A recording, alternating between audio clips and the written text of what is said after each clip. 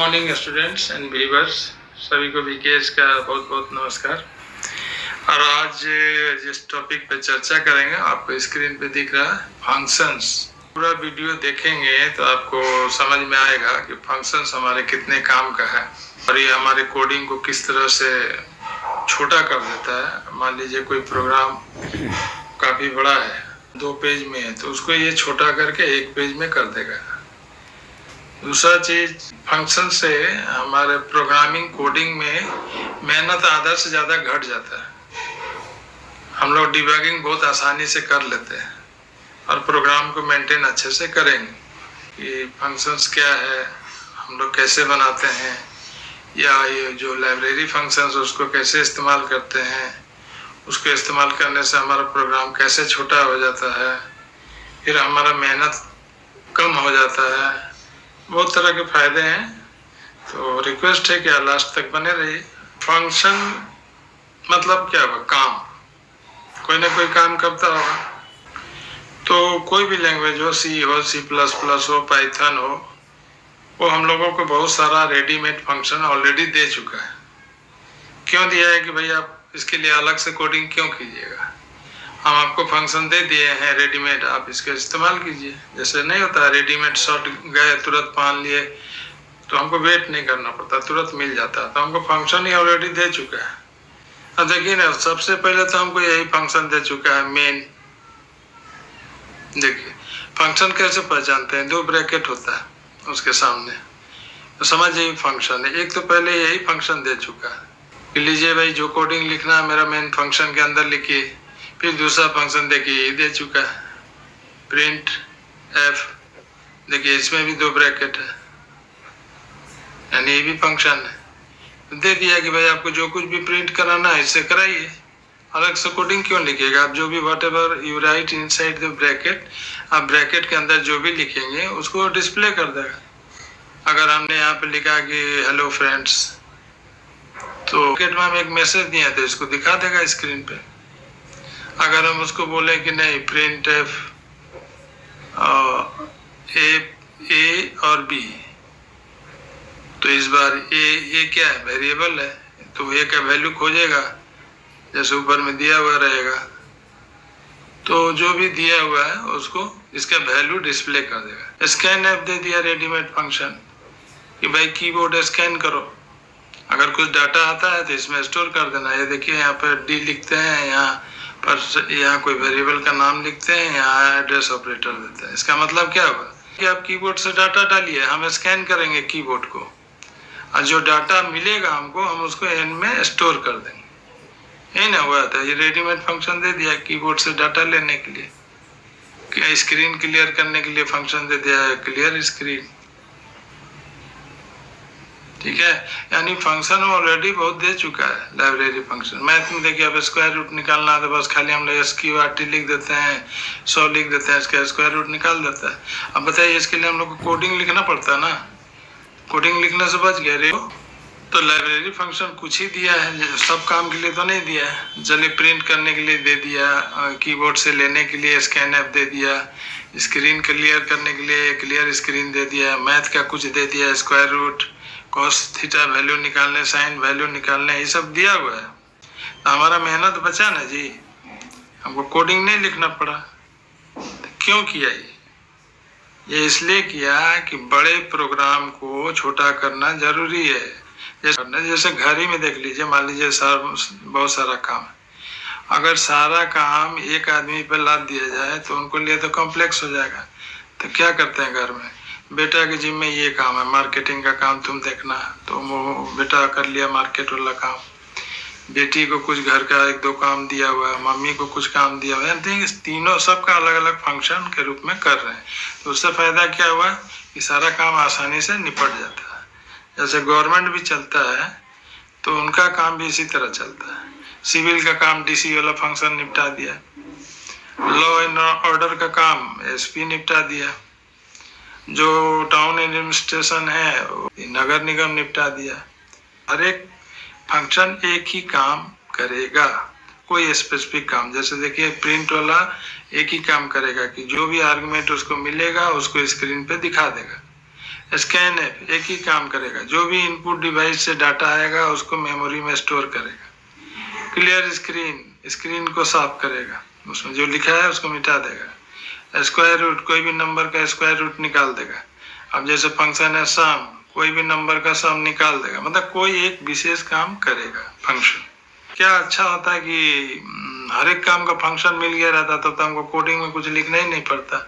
मान लीजिए कि हम मेन प्रोग्राम लिख रहे हैं और हमको काम दिया गया है कि दो नंबर दे दिया है और कहा है कि दोनों का सम निकालो, दोनों का स्क्वायर निकालो, दोनों का क्यूब निकालो।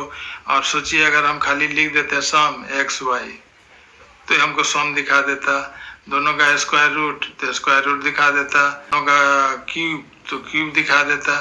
तो बस 3 फंक्शन लिख दिए, मेरा काम हो गया। अब वो कोडिंग उतना लिखने की जरूरत है नहीं जो हम लोग नॉर्मली लिखते हैं। तो फंक्शन से ये तो कंफर्म हो गया कि प्रोग्राम छोटा हो जाता है। लेकिन सवाल ये है कि लैंग्वेज जो भी है वो आपको सारा फंक्शन तो नहीं देगा, कुछ ही बना के देगा। आपको बिल्कुल आलसी तो नहीं बनाएगा कि सारा फैसिलिटी दे दे कि आप कामें करना छोड़ दीजिए। तो कुछ फंक्शन दे दिया, बता दिया कि देखिए फंक्शन से ही फायदा है, अगर आपको बहुत और को ईजी करना है तो आप अपना बनाइए। तो आप अपना फंक्शन बना सकते हैं, लेकिन कुछ रूल है फंक्शन में। अगर आप फंक्शन बनाना चाहते हैं कि मेरा कोई एक काम हो जाए इस फंक्शन से, जैसे कि देखिए ना, हम अगर मन में सोच रहे हैं कि अगर हम उसको ये लिख दें टेबल और ये ब्रैकेट में एक नंबर दे दें, चाहे कि ये नंबर दें, हमको टेबल उसका बता दे ये फंक्शन, तो इस नाम से हम एक फंक्शन बनाएंगे। अगर हम सोच रहे हैं कि पैलिंड्रोम बोलते हैं कि जैसे कोई भी वर्ड को राइट से पढ़े या लेफ्ट से पढ़े, दोनों तरफ से एक ही तरह का पढ़ा जाए। जैसे मैडम लिख दिया, ये पैलिंड्रोम। अब ये लिख दें, ये बता दे कि पैलिंड्रोम है कि नहीं, या इवन ऑड वाला कर दे कि इवन है कि ऑड है ये बता दे, या प्राइम नंबर है कि नहीं है ये बता दे। ठीक है, मैडम को देखिए इधर से भी पढ़िएगा तो मैडम, इधर से भी पढ़िएगा तो मैडम, तो ये पैलिंड्रोम है। हम क्या है, फंक्शन बनाने का तीन रूल है, उसको फॉलो करना है। पहला कि उसको डिक्लेयर करना है, डिक्लेरेशन, ये काम करना होगा। दूसरा डिफिनीशन, तीसरा कॉलिंग। पहले जनरल लैंग्वेज में हम आपको समझा देते हैं फंक्शन का डिक्लेरेशन, डिफिनीशन और आपको कॉलिंग। जैसे कि मान लीजिए एक मिलिट्री कैंप है, तो वहां पे मान लीजिए जो कमांडर है, मान लीजिए वार डिक्लेयर हो गया तो वही डिक्लेयर कर देगा कि वार डिक्लेयर्ड। ये लाइन हो गया आपको डिक्लेरेशन का। ट्रेनिज को वो कह रहा है कि वार डिक्लेयर हो गया, यानी डिक्लेयर कर दिया। उसके बाद वो वार डिक्लेयर करने के बाद कहा कि वार के समय आपको ये काम करना है। काम के मतलब ये बॉडी में इंस्ट्रक्शन दे दिया। एक वार नाम का फंक्शन, ये वार फंक्शन है, फंक्शन वार। ये फंक्शन कब अप्लाई करना है, जब वार होगा तो। पहले तो डिक्लेयर कर दिया कि वार शुरू हो गया। अब वार के समय क्या फंक्शन करना है वो अपने ट्रेनिज को बता रहा है कि आपको move out from your base camp, move out from camp, move to the enemy target, target की तरफ बढ़िए, फिर इसको डिस्ट्रॉय कीजिए। ठीक, ये 3 इंस्ट्रक्शन देके और डिफिनीशन दे दिया। ये यहाँ से यहाँ डिफिनीशन हो गया, मतलब क्या काम करना है ये इसमें बताया गया।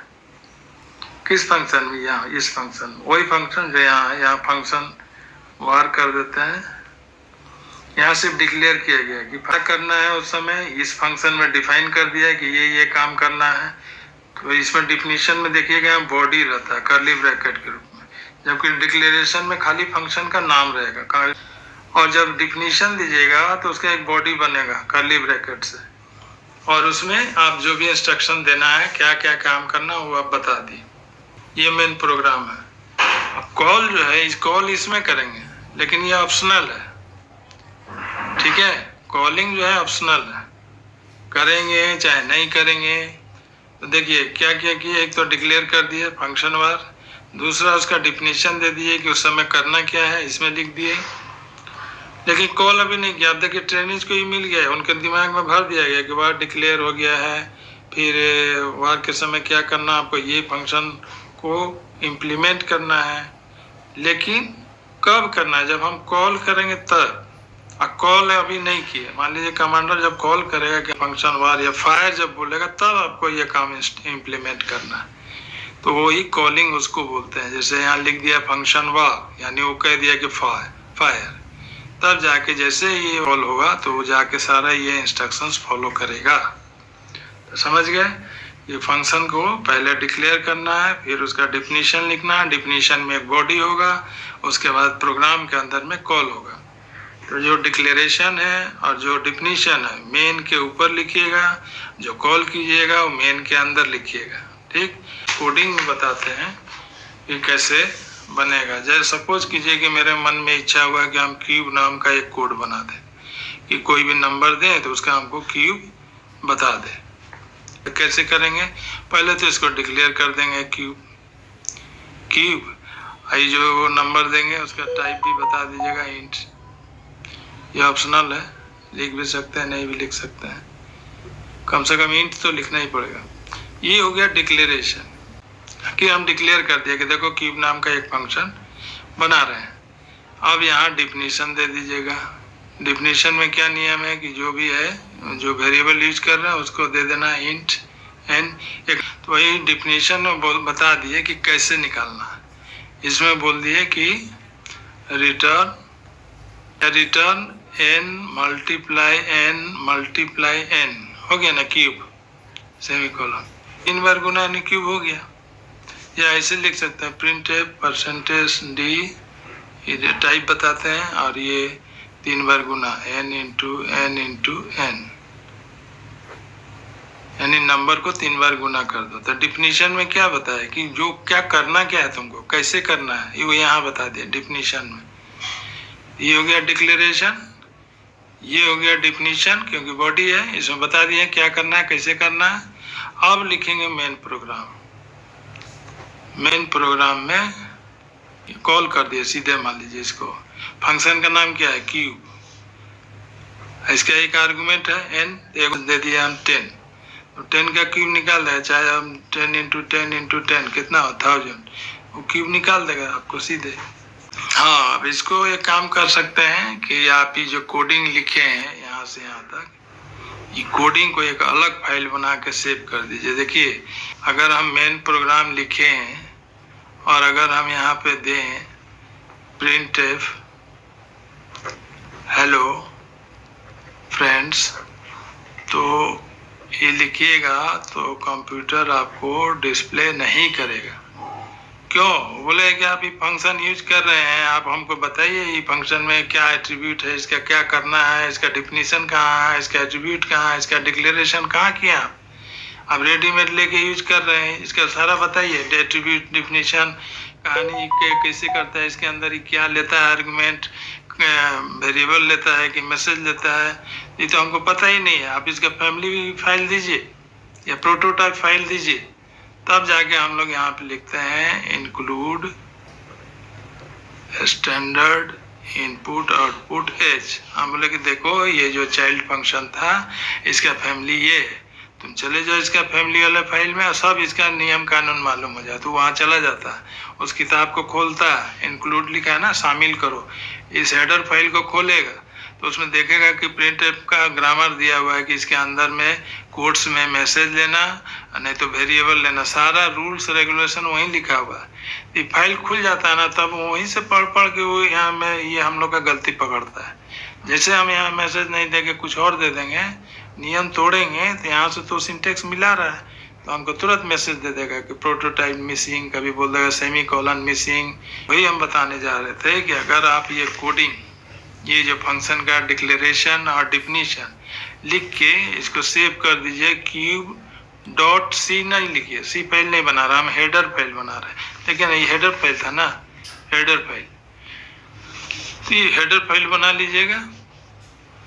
अब यहाँ पे ओपन कर दीजिएगा हेडर फाइल। इंक्लूड ये वाला आपको कोट्स में लिखना है, ऐसे एंगुलर ब्रैकेट में नहीं लिखना है क्योंकि यूजर डिफाइन है ना, फंक्शन आप बनाए ना, इसका ऐसे लिख दीजिए cube.h।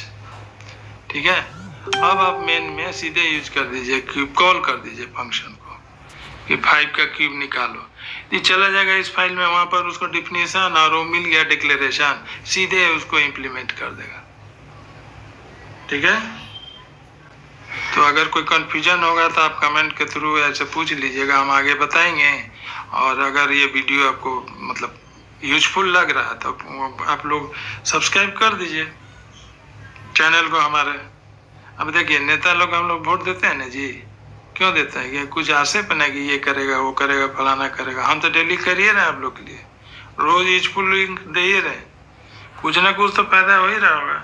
तो हमको भी वोट दे दीजिए, सब्सक्राइब कर दीजिए, नहीं पसंद आए तो लाइक शेयर कर दीजिए। ठीक है, थैंक यू।